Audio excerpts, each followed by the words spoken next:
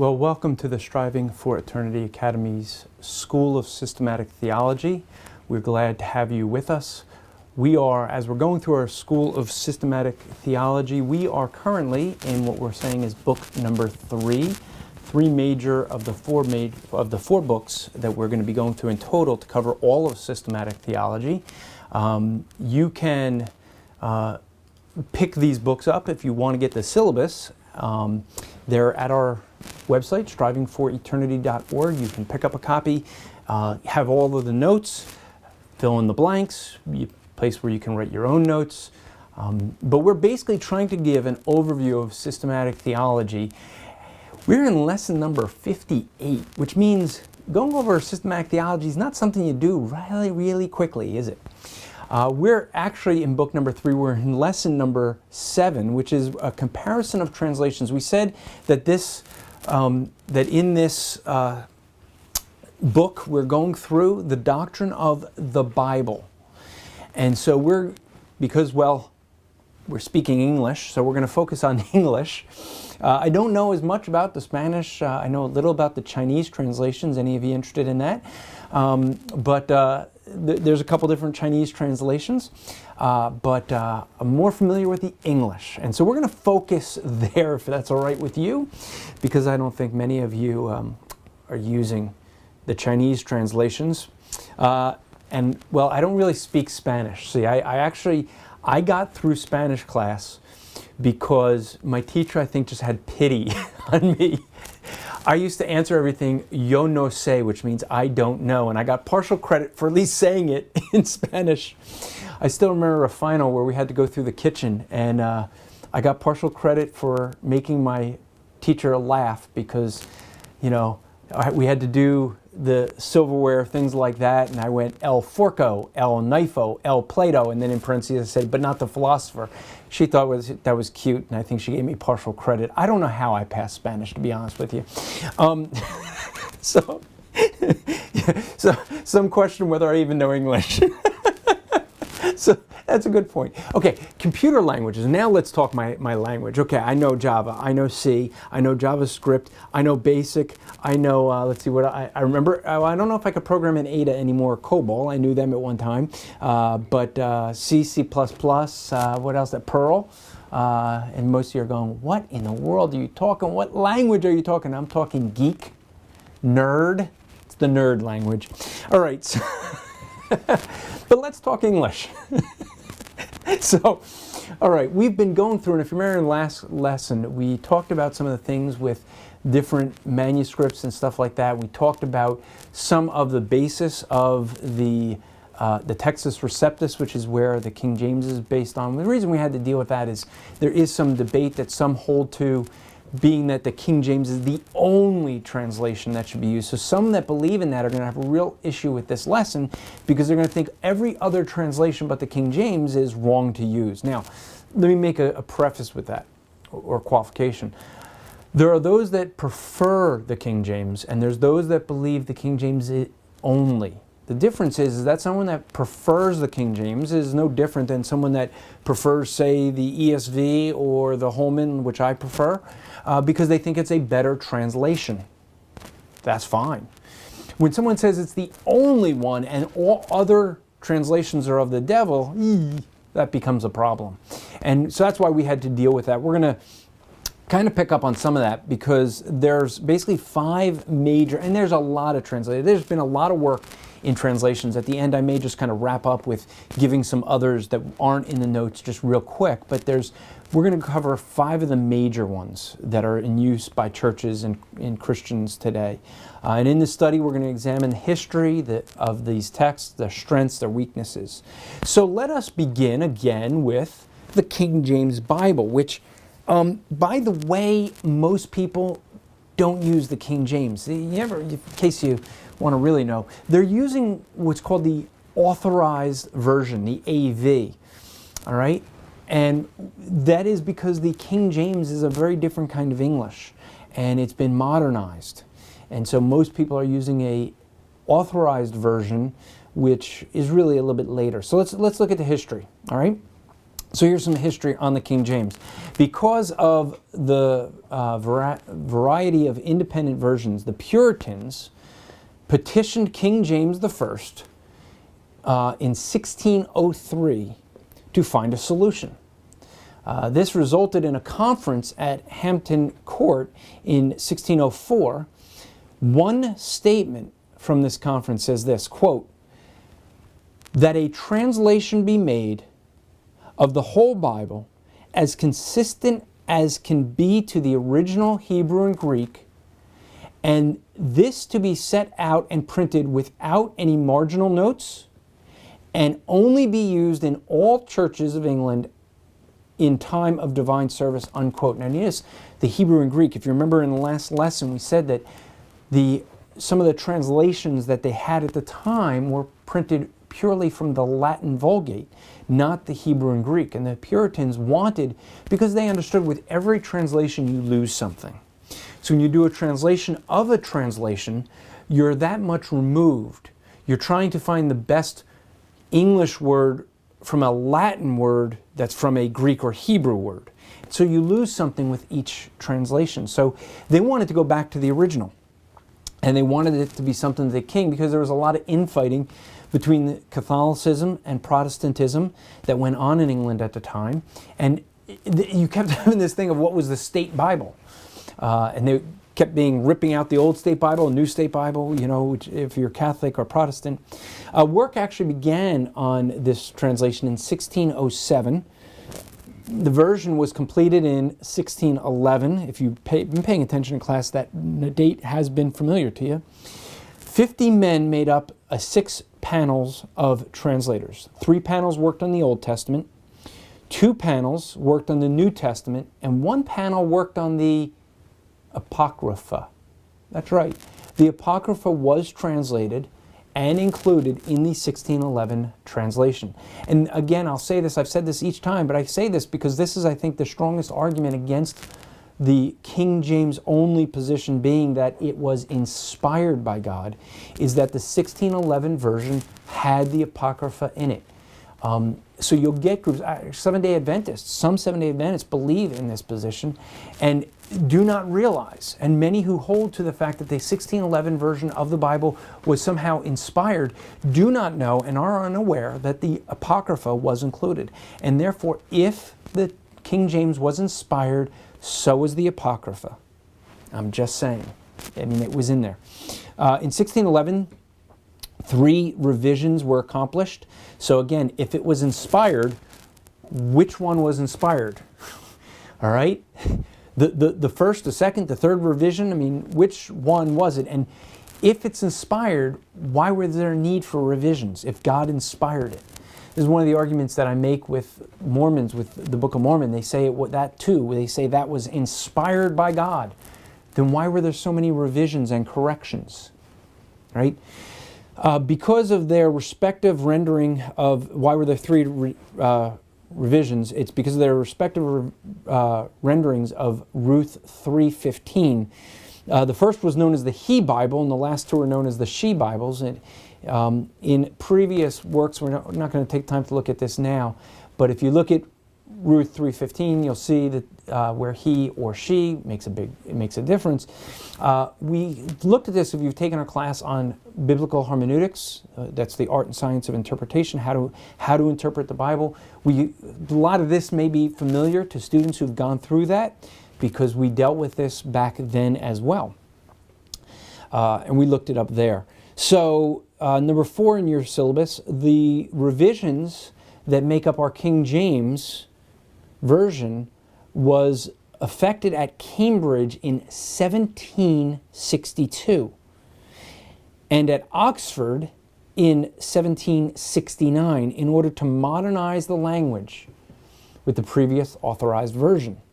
So what you have is the one that most people are using and claiming that it is the King James Bible is a 1760s revision.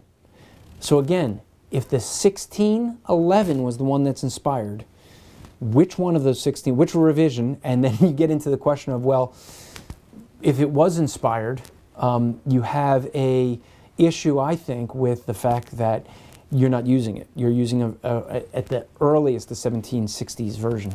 So let's look at some of the features. It's a very literal and reliable translation based on the Byzantine family. That's your blank there, the Byzantine family. If you don't understand what the Byzantine family is, you look back at the last lesson that we dealt with, last two lessons on the preservation and the translation. But the Byzantine family of manuscripts and the majority text. Now, we've also mentioned at other times the difference is when we dealt with how to interpret the Bible, right? We dealt with these different types of translations. A literal translation is a word-for-word translation. That's called a formal equivalent, where you're translating every word, and then after you have a word translated, maybe then you're updating it for the proper grammar. A more free translation, or what's called dynamic equivalent, is something like your NIVs that we're going to get into. That is where they translate sentence by sentence. So you're taking the whole sentence and trying to translate the sentence as a whole. And so you're losing some of the words that might make a difference. The third is what's called a paraphrase. Your Amplified Bible, your Message, things like that, New Living Translation. They're going to be a paraphrase. So now they're trying to translate thought by thought. Furthest from the word for word. So word for word, sentence by sentence, thought for thought. Those are the three different types. King James is based on a literal translation, so that's going to be a more reliable way of doing the translation, word for word. Its only drawbacks is the arcane and obsolete words, making rendering to modern readers kind of difficult. So what are some of these? Pronouns. The pronouns are thee, and this is your blanks there, thee, thou, and ye. Now I'm going to mention this and say, yes, these words are obsolete. Yes, these words are, antiquated. But these words are more precise. It's just that we do not understand the difference between thee and thou. It's actually one of the things I kind of laugh at when you look at the Book of Mormon. The only times that proper usage of the these and thous are used is when it's direct quotations from the King James Bible. Yeah, when they lifted it. When Joseph Smith was writing, he didn't understand how the proper usage of thee and thou, but it refers back to who you're referring to. Okay, makes the difference there. Some of the other words like superfluidity. What's superfluidity? And shrewd. Shrewd, you have cool words like, I'm trying to think actually something that I don't have in the notes there. Hoary-headed is someone that's gray hair, is hoary-headed. We just don't understand these things. By the way, one of the words you're going to see in the King James is a unicorn. And you go, well, hey, wait a minute. Unicorns don't exist, Andrew. Everybody knows that horses with a horn on its head don't exist. I agree with you, but that's not what a unicorn is.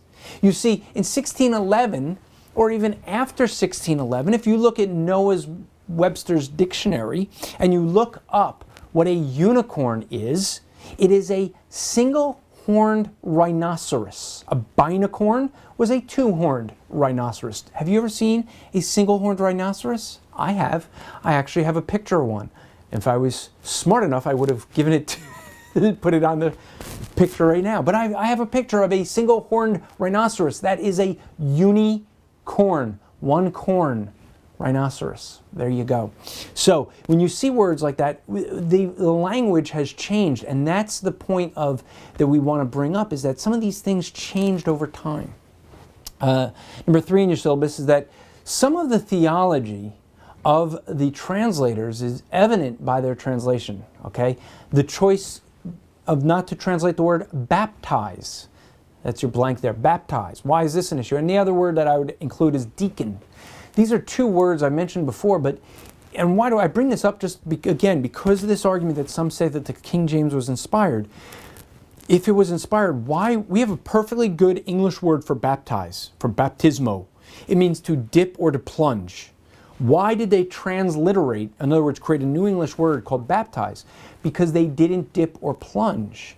They sprinkled or poured.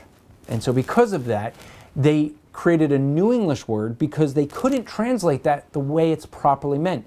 I think this would also end some of the confusion people have when it comes to being baptized with the Holy Spirit, because it means to be plunged or immersed or dipped into the Holy Spirit. That's different than the controlling work of the Holy Spirit. But that confusion is there, again, because of this problem. A deacon, why they transliterate deacon? Deacon is a servant, a waiter of tables, literally. But the deacons did not function that way. They functioned as leaders. And so they didn't want to translate the word servant, because that kind of seems weird to call your leaders a servant, they thought. So again, created a new word. So you can see that in Acts 2:47. And the Lord added to the church daily all those who should be saved. They talking about those who are baptized. They were added and saved. So this is, now let's go to the next one. This one's not used as much in modern churches. You're going to see this more in your Lutheran, Methodist, I think churches still use the Revised Standard Version. Let's look at that's history. Now, the Revised Standard Version of the Bible is an authorized revision of the American Standard Version, published in 1901, which was a revision of the King James, published in 1611. So basically, the Americans did a revision of the King James 1611 into their modern English of the time. Which, by the way, no one called at that time the American Standard Version the Devil's Bible. Okay, people accepted this as a revision because, by the way, in the original 1611, which I have a reproduction on my shelf, in there it says, in the notes of the original 1611, it says that there should be revisions to bring it to modern English, and that's what the American Standard Version was. No one thought of it as some heretical book. As was claimed when the NIV came out. We'll talk about that more. But this is a revision of the American Standard. Now, so the American Standard Version is not really used much anymore, but the Revised Standard Version is still used somewhat.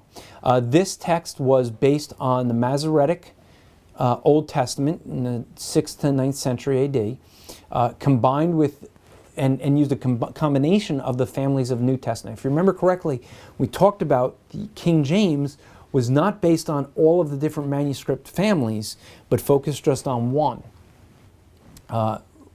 Really focused, kind of Erasmus's work, and he was in a rush, and that's one of the things. So there was 32 scholars for the Revised Standard Version that completed this work in 1952.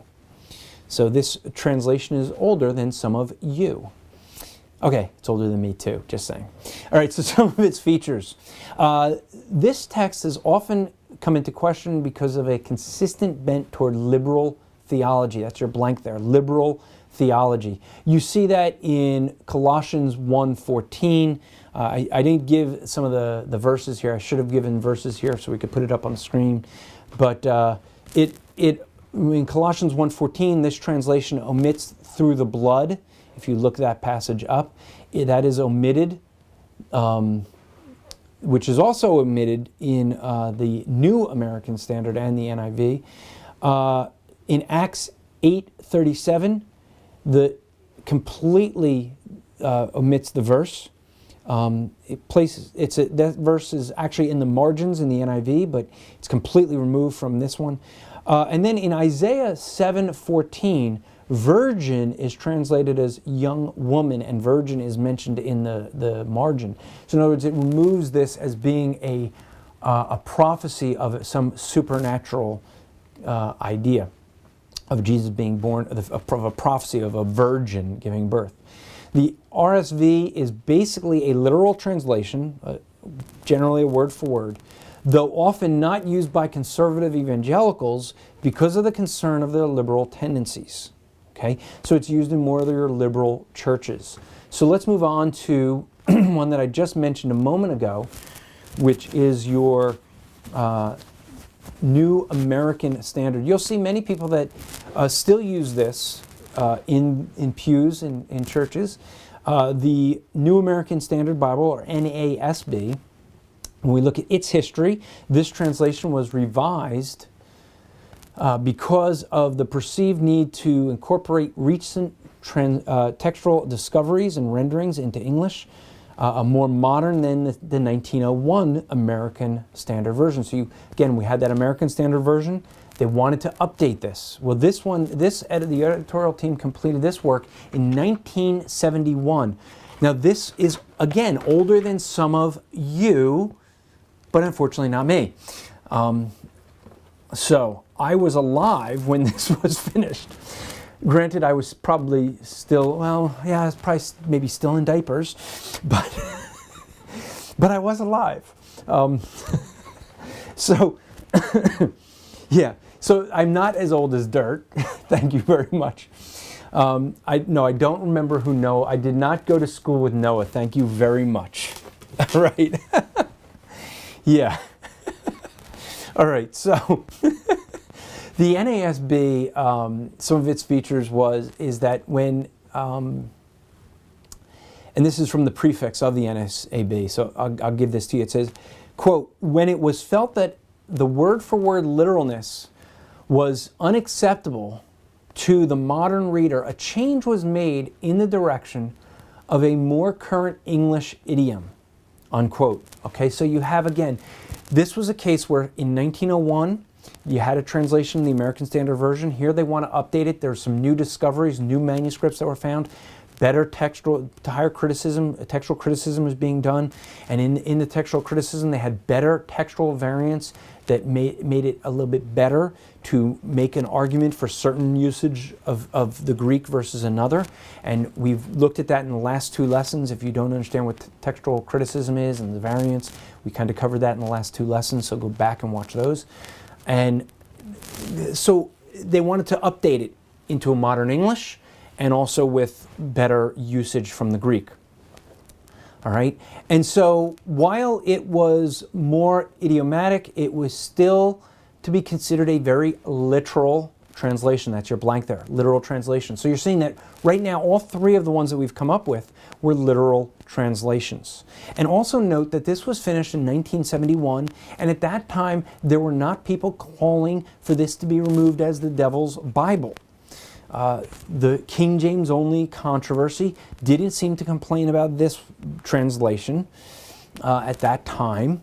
That came a few years later. We're going to look at that in a moment, at what they had real issue with. But the NASB is primarily based on the New Testament work. And if you don't know all this, that's fine. Just throwing it out there. The Nestle's, okay, so this is a text, Nestle's Novum Textorium text, which is based on the Alexandrian manuscripts. So this is basically where King James is mostly based off of the Byzantine. Okay, this now is going to be based mostly on the Alexandrian text. So those are those two main families of texts that we talked about in the last two lessons.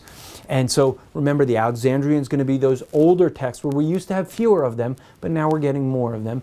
Byzantine text was thought to be more reliable because we had more of them. But now that we're finding more and more of the Alexandrians, we're starting to see that seems to be the better quality, and many are holding to that. And there are some people that really make big issues over these. We're going to give some reasons in some later works of why both of that whole argument's kind of going to go away. But because of its exclusive reliance on fewer older manuscripts, it often omits notes of omissions of various texts, and they put them in the margins, such as Colossians 1:14. And this is what I was saying. Because it has older, it's going to rely on older, and there were fewer of them, but we're finding more and more of them as we go on, but they're still fewer than the Byzantine, okay? And so the thought is that somehow you wage between which one's going to be the better. Because this is going to weigh heavier on those older ones, there's things that used to be in the margin that work their way in the text aren't going to be there, all right? And some would say that those were in the text. And here's some of the argument that you get from someone that would hold to a Byzantine as being better, is that sometimes, and you've seen this, you've probably done this if you ever had to copy things over and over, sometimes you'll see a word you see several lines, and several lines have the same exact word, and your eye it sees the, and you you start writing the from here, but then when you look back up, you get the second the down here, and you skip the whole line. And your eye plays a trick on you. You didn't even know it, and you're just copying. And sometimes you can skip a whole line, and it still makes sense. And so the argument is that those that would hold to the older manuscripts are going to say, well, those were things that didn't work their way in. In other words, as you kept making copies, they got added to the text. Those that would hold to the Byzantine would say, as they were copied, those got removed from the text. And so that's going to be the argument. Which one's right? Don't know. Which one's safer? Well, it's really hard to say. You might say it's safer to take the passage that excludes those things so you're not adding to the Word of God, but you don't want to subtract from it either. So at least you're not saying something God didn't say. Again, remember, as we looked at the last two lessons, none of these variants affect any major doctrine. So it really doesn't matter. But it would be very wrong to base a doctrine on some of these variant texts. In other words, to create a doctrine that you only find in a text that's a variant would be really difficult, would be really wrong, because if it's not there, if it's something that wasn't there, then you're in danger. Okay? So I would probably lean toward the older manuscripts just because I don't want to add to the Word of God. I could be guilty of saying that God didn't say things. So people who make a whole doctrine of snake handling based on Mark 16, that's a variant text that may not be there. If that's the only verse you have, and it is, then you don't have much to go on. All right? Same with the drinking poison that's in that passage. So let's move on. Now here's where we get into the rub, okay, with this next one. This is the New International Version. This is where people got in a rough. The New International Version is where the King James controversy began. All right, so this is after all these other revisions that didn't have an issue, but let's go into its history. This revision was developed by establishing a series of 3 committees. The translator's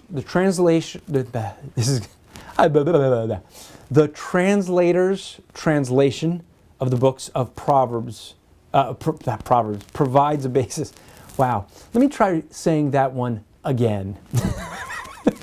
The translation of the Bible books provides a basis. Okay, so in other words, this was using translations to translate the Bible. These translations were then reviewed by one of the intermediate editorial committees for revisions. From there, it went through a general editorial committee for further revision. So you had different people doing translations. They did these translations, and they come up with what they think the translation is, and then it goes through a committee to review. So you have several people, several groups doing translation. Then they take these different translations, revise those, review those, and then have a final committee. The work was completed in 1978. Okay, so this is now where the controversy really begins. Why? Let's look at its features. While asserting to have drawn from all the families of the Greek texts, and this is key because this is really kind of the first that you're seeing one of the translation that's trying to grab from all of the different families of Greek manuscripts. But you have a problem, don't you? See, if you're going to grab from all the different families, how do you do a word-for-word translation when there's some variances between these different families of manuscripts? That's the dilemma, okay? And so, while asserting to have drawn from all families of Greek manuscripts, the translators desired for a more modern English translation, resulting in the NIV being a free, that's your blank, free translation, and not very literal translation, okay? Free not meaning that it doesn't cost anything, it costs a lot to do, but free meaning that it is a dynamic equivalent, as I mentioned earlier. It's not a word for word, which you can understand why that would be a problem, because they're trying to handle the different manuscripts. Now, there's a couple reasons this came under fire. One, because it wasn't using the Textus Receptus as its only basis. Some people had real issue with that, and they feel that Textus Receptus is the best manuscript to be using. So some of it is that. Some of it is, we'll get to in a moment, is some of the actual content. But it's not a literal word-for-word translation. That's the issue that caused problems. But it's hard to do it. I'm not going to be too hard on these guys to say, oh, they were trying to create a liberal translation. It does have some liberal biases. But I don't think that was really their goal. Their goal was to try to get to use all the manuscripts. They saw this problem between the Byzantine manuscripts and the Alexandrian manuscripts, and there's others, and they were trying to bring those all together, okay, and come up with one really good translation based on, in their mind, based on the different manuscripts. That was their goal. So let's give them credit where credit is due, but it eliminates large amounts of texts, such as, and if you look in your notes, I give you all of them, but you know, Mark 7:16, Mark 9:44 and 46, Mark 11:26, Mark 15:28, John 5:3-4. There's a whole bunch of them. You can look in your syllabus for all of them. This does not include a number of portions from other verses, so that I don't give you a full list that's there. Now, the reason this is sometimes called that some of the translations here are called weak is, for example, in 1 Timothy 3:16, the word he is used instead of God. And so many of those in the King James only position started to argue that this was the devil's Bible because it reduced God or Jesus from being deity. They argued that there was a lack of the deity of Christ. Let me recommend with that James White's book on the King James controversy. If that's going to be your argument against the NIV, there's plenty of reasons to be against the NIV. Is a good translation, but not a good one to use for study because it's a free translation. If you're going to do serious study, you want to be with a literal translation. But NIV is okay to do reading by. It's fine for that. And even now, you got to keep in mind the NIV's gone through several changes as well, because there's been a couple modern translations. Today's NIV, bad translation, only because it tries to remove gender from God, and then they had to revise that. Zondervan had to correct that. Now I think it's again called the NIV, or the new international version. But it is something where. You end up seeing that some people make this claim that the NIV removes the deity of Christ. James White, in his book, The King James Controversy, goes through other translations and compares it to the King James and shows where other translations hold up the deity of Christ where the King James does not. So if that's going to be your argument against that, well, then the NASB holds up better than the King James. So you may not want to make that argument, just saying. Okay, so number 4, as a translation, it too often interprets. Okay, why is that? Again, it's a sentence by sentence, okay, translation. So, for example, 1 Samuel 15:33, where it says, and Samuel put Agag to death, okay, versus, he put him to death, versus he hacked him to death, it kind of softens it, all right? And so you end up seeing some things in that where you can look up, it's some of the translators are softening things, and that is a interpretation. It's not a paraphrase where you're getting someone's interpretation, right? But just keep in mind, for serious study, you want to stay to a literal. Number 5, this translation may be helpful in Bible study, but it must be recognized as a free translation and not a literal translation. I said that a couple times because it's really, really important to understand. Let me go, I actually want to check my notes because I think my notes are actually wrong here. Very beginning I said we're going to deal with 5. Yeah, I said 5 and we're going to deal with 6. I just noticed that just now. Sorry. We'll correct that in the next syllabus. But let's move to the next one. New King James Version. The New King James Version, this is the one that I started with the King James Version that was taken from a hotel room, a Gideon's Bible that they provided. It was given to me. That was my first Bible. I still have it. I appreciated the guy who stole it from me. Gave it to me.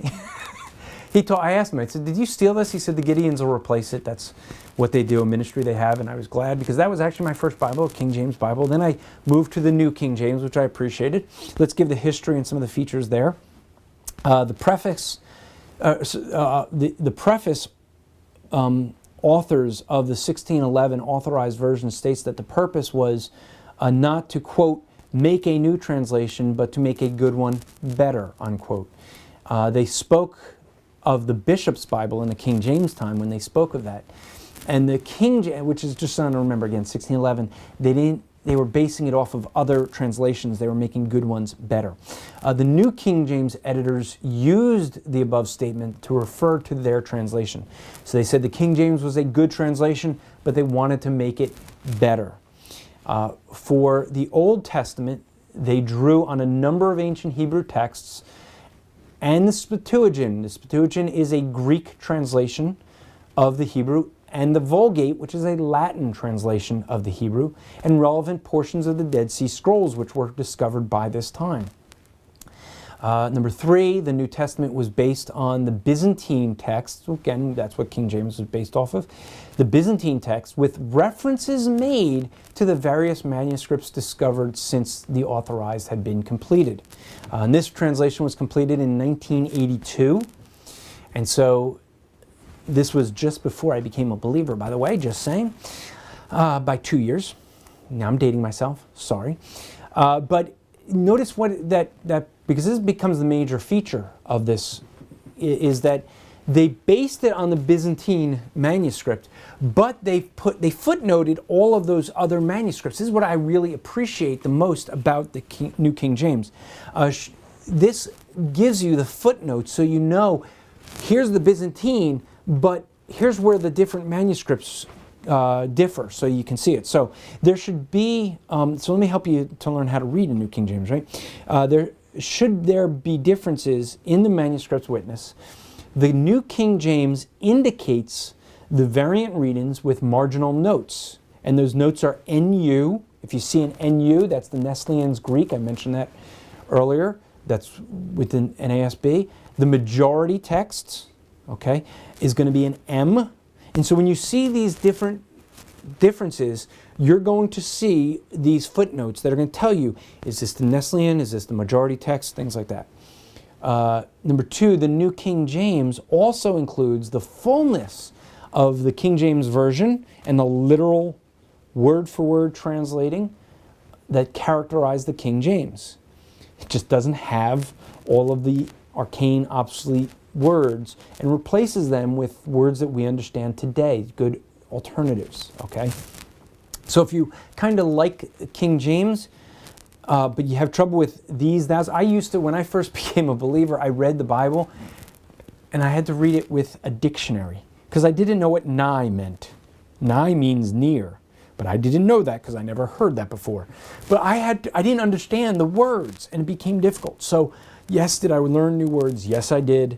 Words that I was never going to use again. So let's go to the 6th one that we have, and that is our ESV. This will be the last one we're going to focus on and give the history and features. But the ESV, or English Standard Version, has grown out of the Tyndale King James legacy with the 1971 RSV text as its starting point. The ESV had a 14-member translation oversight committee that benefited from the work of 50 biblical experts. The translators drew mostly from the Masoretic text for much of the Hebrew. In some cases, they looked at the Dead Sea Scrolls and the Septuagint and the Samaritan Pentateuch. The Samaritan Pentateuch is the Samaritan's version of just the first 5 books of the Bible as well as other sources. The Greek was based mostly on the 1993 edition of the Greek New Testament, published by the United Biblical Societies, and the again I mentioned this earlier, the Novum Textrium Greek, the 27th edition, edited by Neslian and Adlin. So that's why it's called the Neslian. And the translators used other Greek manuscripts to help with difficult passages, but kind of sparingly. Okay, so the features of this is that the ESV, again, is an essentially a literal translation that seeks to be transparent to the original text, okay, word for word. And like the New King James, it updates the arcane wording from the King James for more accurate understanding of our day. And like the King James, there are language study tools for the word-for-word rendering to the original text. Where this comes in handy is when I used to use New King James to preach out of, I would do a lot of my study from the Greek and Hebrew in my King James Bible to figure out what the words are and all the concordances and things like that. And that becomes very helpful. The ESV, which is kind of what I preach out of now, because it's what many people have in the pew, and it is what a lot of the language works are now based off of. Now, if you're using that, just like the King James had concordances and the Strong's numbering was based off of that, you now have a concordancing and a numbering system based off the ESV. So that becomes very useful for those who do serious study and want to get back to original meanings and look up words. The English Standard Version becomes helpful in that way. Now I want to deal with a couple other ones that are not in your syllabus, so you could start taking notes. I've dealt with these in the past as well in other classes. First would be the New English Translation, where its history is relatively new. This was done in the last few years online, where people were allowed to debate over word usage online. That's why it's called the New English Translation. It is a translation that was done on the net, on the internet. Okay, they actually had the internet version, a digital version of this Bible, long before they had a printed version. They actually had no intention of making a printed version. Eventually they did make one though. But the net was an internet version. The nice thing about the net is that in the notes, remember I said earlier that we had the translation from the King James, they didn't want any marginal notes, they didn't want anyone's interpretation being in the marginal notes? Okay. Sometimes those are helpful, and in the net they wanted marginal notes. Their marginal notes are often the translation arguments. So they provide for you as a reader of the Bible the arguments of why they chose certain words over other words. So they're going to explain the basis. These are the different possibilities of words. This is why they chose one versus the other. That was how the net chose to handle it. If you read something like the Amplified Bible, which is more of a paraphrase, what you're going to get there is someone who tried to do a similar thing. What he did was give you every possible word that could be replaced with a word. So if there was a word that has multiple meanings, in the Amplified, what they tried to do is say, okay, they give you a series of words that could be the meaning. And so there what you're getting is a variety. And in that variety, you get to see possibilities of what the word can mean. All right. One other is the translation I actually use the most for my study, my personal study, and that is the Holman. I like the Holman the best only because when I do my own translation, that happens to be the one that's closest to the way that I translate. Now, that doesn't mean that it's, oh, it must be better because I'm right. No, it's not that. I'm not making that argument. It's just when I do my own translation, which I do, I seem to line up with that one the best. And so therefore, I think that that is one of the better translations. Again, what that is, just like the net, is they're trying to pull from the variety of Greek manuscripts. That's the advantage of all the work that's being done nowadays in the study, is that there's so much rich material that we can draw from because of the fact that we live in a day and age where we're finding more and more manuscripts, where more of these manuscripts aren't just in some central place where no one can study it. It's kind of locked away. Like there's things that, in the Vatican, they have access to it, but they don't let anyone else. Okay. But now with the internet, more of that stuff is popping up online. There's more global work being done on these manuscripts. It's being shared, and there's a whole bunch of new studies. There's new technology that allows for it. Was studying recently how they're using infrared to see where, what they would do is have a text of scripture and they would whitewash it and reuse the papyrus and to write a letter, but the Bible was underneath that. And so what they can now do is through infrared see the writing that was on underneath. In some places that you have cases where the lettering has faded and they can't read it, like in the Dead Sea Scrolls, it's so old, it's so faded, but using some of the new technology, they can actually see, the human eye can't read it, but the technology can lift where the organic material was faded, it can actually pick it up and we can read the letters. And so there's new technology that's come out that really has made it where it is a whole study that's going on, and we're getting more and more rich material and more manuscripts, and it's an exciting time to be studying these things.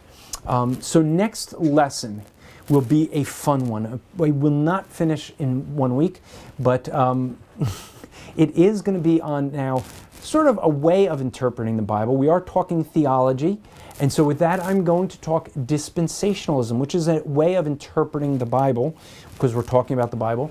I will then, even though I don't have notes on it, I will take a lesson on explain covenant theology and new covenant theology. So for some folks, Joe Conkle, pay attention. That's an inside joke, but Brother Joe has asked for a long time for me to deal with the issue of dispensationalism, and I kept saying, it's coming, we're going to deal with it. He's also asked for me to deal with end times, and I'm putting that off a little bit. So we're going to come to close to book 3. So my encouragement to you is we're going to take a slight break for the summer, and then I'm going to encourage you to pick up book 4. But then not right away, because what you will pick up in the syllabus is an introduction to world religions and cults, and that's going to be the next thing we're going to deal with. But if you have any questions of this lesson or any other, feel free to email us at academy@strivingforeternity.org, academy@strivingforeternity.org. If you want to pick up the syllabus or any of our other materials that we try to shill, you can go to the store at store.strivingforeternity.org or just strivingforeternity.org and click the store button. And you can pick up this syllabus or any of the other syllabuses and get the different things that we have, such as if you want to pick up, say, my book. You could pick up my book, What Do They Believe? This is what we're going to be studying in a little bit more detail in the Introduction to World Religions and Cults. So you can pick that up there. Want to encourage you also, if you want to help support us, you can go to Amazon smile.amazon.com, and put in strivingforeternity.org or Striving for Eternity Ministries as your ministry that you would like to support, and they will give 0.5% of all of your buying to us. And it's a way of helping to support us. Now let me encourage you, if you're anywhere in the Jersey area, July 9th to the 11th in 2015, Jersey Fire. Looking forward to this with Dan Phillips from Pyromaniacs blog. Carl Kirby Jr., myself, Michael Coughlin will be speaking at Jersey Fire. You can go to jerseyfire.org to register, get all the details there. Spread the word on that. Lastly, I want to just say that if you would like us to come to your church and do our Bible Interpretation Made Easy seminar, we go through the 20 lessons of the hermeneutics lessons. We go through all of that in your church in just 6 sessions in 8 hours. So that's something I really encourage you to have us come out and do that. And lastly is the brother or sister of encouragement. Why do we do this? We do this because I was at yet another funeral this past week, a 17-year-old girl who unfortunately took her own life and left no reasons why that the family knows of. Really depressing. And, for someone to be so distraught to take her own life, or someone to pass away, and you go to these memorial services and you hear the most wonderful things said about someone at these services. And people, I know that people would love to have heard these things when they were alive to get this encouragement. And so, that being said, let's encourage people while they're alive. So we have a sister for you to encourage this week. One who, I think she always seems to need the encouragement. Just seems to be a person who really, she's someone who we always, at least, okay, I'm guilty. I always give her a hard time. But I always try to also encourage her because she is such a sweet sister, and that is Jennifer Pepling. I'm going to give you there, I give you a website there, as the best way to encourage her is to register for this summer for Repent and Witness at repentandwitness.com. I'll be doing the teaching this year along with, Anthony, I think. Okay, you don't remember that? Okay. I'm drawing a blank on who's doing the teaching with me, so I'm going to hold off on giving a name in case I give a wrong one. Yeah, I know. Well, I didn't give a last name, so the grief I get. But Jennifer will tell you. But you can, you can friend her on Facebook. You can go to changeyourcampus.com and learn about the ministry that she works with. And she is someone who serves on 2 different campuses trying to encourage students to be about the business of biblical evangelism. No, they're not having pizza and God conferences or talks. They're not having pizza to invite people and hope that someone will bring up a conversation about God. No, they're actually going out on campuses and training people to use apologetics, to share one-on-one, to actually encourage students to get up and open air preach. And you know how they spend their summer breaks? Going on to other campuses and sharing the gospel with other students that are in school. That's a cool way to do it. So Jennifer's a sweet sister. You will know Jennifer if you meet her from her laugh. No, I'm not kidding. You will hear her. And you're right, I should. Okay, here we go. Because some people may not know her laugh. And so I'm going to get in trouble. I know. But Jennifer laughed for me once, and I recorded it on my phone, so that every time Jennifer calls me, this is what I hear, her laugh. That's how she laughs, really. Now, she says I modified that laugh. The only thing is I cut it off and I put it in a loop. So it does have that little ha-ha at the end, and so I think that's why she says it sounds evil. But that's really her laughing. It's an infectious laugh. I mean, you may not even know what she's laughing at. She could be laughing at something that's the most stupid thing in the world, but you laugh because she's laughing, because that's just where she's very sweet sister. She can start a conversation with basically anyone. She is a riot to be around. She's a lot of fun, and if no other reason, to come to New York for I think it's 4 days in August, and be able to be in New York, which is a great place to evangelize. We have a lot of fun with Jennifer. Well, we all have a lot of fun, but her and her husband come out. He plays guitar, amazing. He just sits in the park playing his guitar. People come over and it's like they just want to start talking to him about his guitar. And he's sharing the gospel with these people, just playing guitar, and they'll play a song and they'll start playing Stairway to Heaven. He'll just be like, so what about heaven? It's amazing to watch how he uses his gifts to evangelize at that event. But Repent and Witness would be a great encouragement to her if you register for that. So next week, we're going to deal with dispensationalism. The naughty D word, oh no. And, and we'll get lots of enemies, but that's okay. We'll make them more when we deal with covenant theology. No. All right. So with that, just remember, until next time, to strive to make today an eternal day for the glory of God.